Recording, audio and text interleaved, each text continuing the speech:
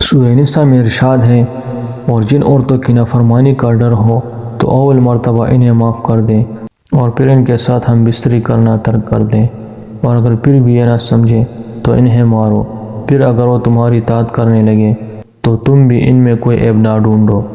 تفسیر ابن عباس میں ہے کہ نافرمان عورت کے ساتھ کلام ترک کر دیں اور سوتے وقت اس کی جانب پیٹ کر کے لیٹنے کے ذریعے اپنی ناراضگی اور خفگی کا اظہار کریں کہ شاید وہ نافرمانی ترک کر دے، لیکن اس کی نافرمانی اور ہٹ درمی کا یہی حال رہے تو جائز ہے کہ اس کی پٹائی کریں، مگر وہ پٹائی ایسی نہ ہو کہ زخم آ جائے یا کوئی اور نقصان پہنچے، بلکہ تادیباً معمولی سی پٹائی ہو۔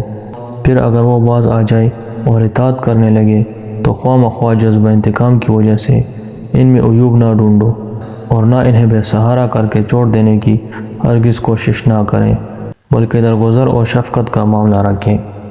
بخاری و مسلم میں حدیث ہے، اگر کوئی عورت اس کے شوہر کے بلانے کے باوجود نہ آئی اور تنہا سو گئی تو فرشتے صبح تک اس پر لعنت کرتے ہیں۔ حضرت جابر رضی اللہ عنہ سے روایت ہے کہ 3 آدمیوں کی نہ اللہ نماز قبول کرتے ہیں نہ ان کی کوئی نیکی۔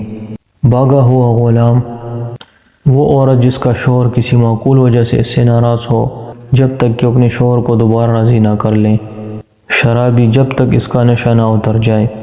ایک حدیث میں ہے، آپ علیہ السلام نے فرمایا، اگر میں کسی کو کسی کے سامنے سجدہ کرنے کی اجازت دیتا تو عورت سے کہتا کہ اپنی شوہر کو سجدہ کرے۔ ایک حدیث میں ہے، جب کوئی عورت اپنے شوہر کے گھر سے اس کی اجازت کے بغیر نکلی تو اس کے لوٹنے تک فرشتے اس پر لعنت کرتے رہتے ہیں۔ ایک حدیث میں ہے، جس عورت کا شوہر اس کی موت کے وقت اس سے راضی ہو وہ جنتی ہے۔ عورت پر لازم ہے کہ ہر وقت اپنے شوہر کی مرضی کی اتباع کرے اور اس کی ناراضگی والے اعمال و اقوال سے اپنی حفاظت کرے۔ حیاداری، نگاہوں کی حفاظت، اطاعت، فرمان برداری، بات کرتے وقت خاموش رہنا، غور سے سننا، باہر جاتے وقت اپنے شوہر کو رخصت کرنا، اس کی موجودگی میں صاف ستھرے رہنا اور اپنے آپ کو حسب حیثیت شوہر کی خاطر خوشبو اور دوسری طرح کی زینت سے مزین کرنا، اور شوہر کی موجودگی میں ان چیزوں سے بچنا۔ شوہر کے رشتہ داروں کا اکرام کرنا، جب شوہر اس کا ارادہ کرے تو اپنے آپ کو بخوشی پیش کر دے، بشرط یہ کہ کوئی شرعی عذر مانع نہ ہو۔ اس بات کا پورا خیال رہے کہ ان امور میں مشغول ہو کر اللہ اور رسول کے احکام کی رعایت میں رکاوٹ نہ بنے، کیونکہ مخلوق کی اطاعت وہاں جائز نہیں جہاں اللہ کی نافرمانی ہو رہی ہو۔ ایک بزرگ فرماتے ہیں، ایک مرتبہ میں گاؤں میں گیا تو ایک نہایت خوبصورت عورت پر نظر پڑی اور اس کے شوہر سے ملاقات ہوئی جو نہایت بدشکل تھا۔ میں نے اس عورت سے پوچھا کہ اس بدصورت شخص کی بیوی بننے کو تم نے کیسے پسند کر لیا؟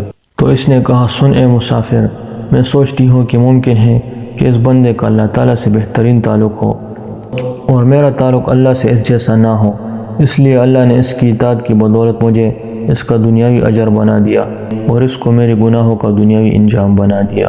حضرت علی رضی اللہ عنہ فرماتے ہیں، ایک مرتبہ میں اور فاطمہ رضی اللہ عنہ آپ علیہ السلام کے گھر گئے، دیکھا کہ آپ علیہ السلام بلک بلک کر رو رہے ہیں۔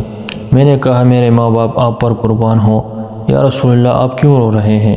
آپ علیہ السلام نے فرمایا، علی، میں نے شب معراج میں دیکھا تھا کہ میری امت کے عورتوں کو مختلف طریقوں سے عذاب ہو رہا ہے، جب کبھی وہ نقشہ میرے آنکھوں میں پھر جاتا ہے تو مجھے رونا آتا ہے۔ میں نے اس وقت دیکھا کہ ایک عورت دوزخ میں اپنے بالوں سے لٹکی ہوئی ہے اور اس کا دماغ کھول رہا ہے، اور ایک کو دیکھا کہ اپنی زبان سے لٹکی ہوئی تھی اور اس کے حلق میں دوزخیوں کا لہو ڈالا جا رہا تھا۔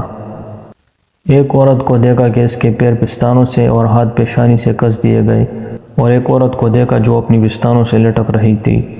ایک عورت کو دیکھا کہ اس کا سر خنزیر کا سا ہے اور بدن گدے جیسا، اس پر لاکھ طرح کا عذاب ہو رہا تھا۔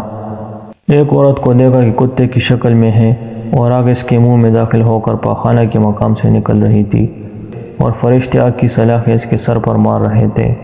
حضرت فاطمہ اٹھی اور انہوں نے فرمایا، یا رسول اللہ، ان عورتوں کے وہ اعمال کیا تھے جن کی وجہ سے اس دردناک عذاب کی شکار ہوئی؟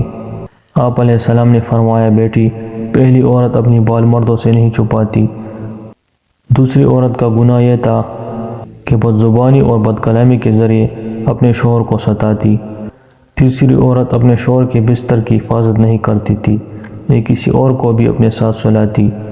چوتھی عورت حیض و نفاس کے بعد اپنی بدن کو پاک و صاف نہیں رکھتی، نماز کا مذاق اڑاتی۔